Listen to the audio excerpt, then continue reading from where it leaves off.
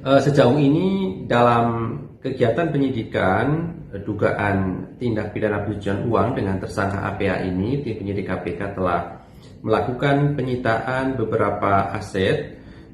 sekitar senilai 57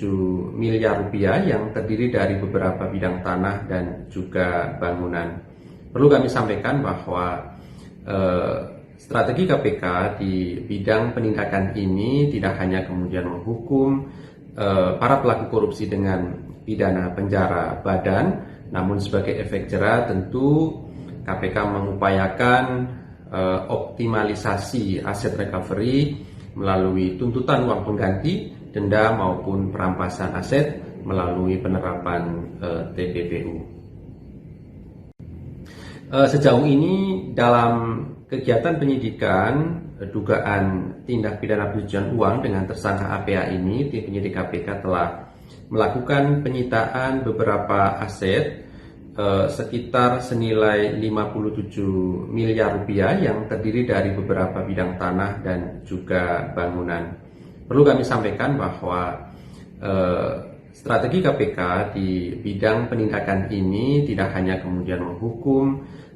para pelaku korupsi dengan pidana penjara badan, namun sebagai efek jera tentu KPK mengupayakan optimalisasi aset recovery melalui tuntutan uang pengganti, denda maupun perampasan aset melalui penerapan TPPU. Sejauh ini dalam kegiatan penyidikan dugaan tindak pidana pencucian uang dengan tersangka APA ini, tim penyidik KPK telah melakukan penyitaan beberapa aset sekitar senilai 57 miliar rupiah yang terdiri dari beberapa bidang tanah dan juga bangunan. Perlu kami sampaikan bahwa strategi KPK di bidang penindakan ini tidak hanya kemudian menghukum para pelaku korupsi dengan pidana penjara badan, namun sebagai efek jera tentu KPK mengupayakan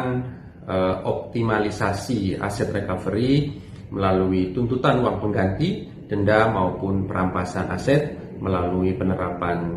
TPPU. Sejauh ini dalam kegiatan penyidikan dugaan tindak pidana pencucian uang dengan tersangka APA ini, tim penyidik KPK telah melakukan penyitaan beberapa aset sekitar senilai 57 miliar rupiah yang terdiri dari beberapa bidang tanah dan juga bangunan. Perlu kami sampaikan bahwa strategi KPK di bidang penindakan ini tidak hanya kemudian menghukum para pelaku korupsi dengan pidana penjara badan, namun sebagai efek jera tentu KPK mengupayakan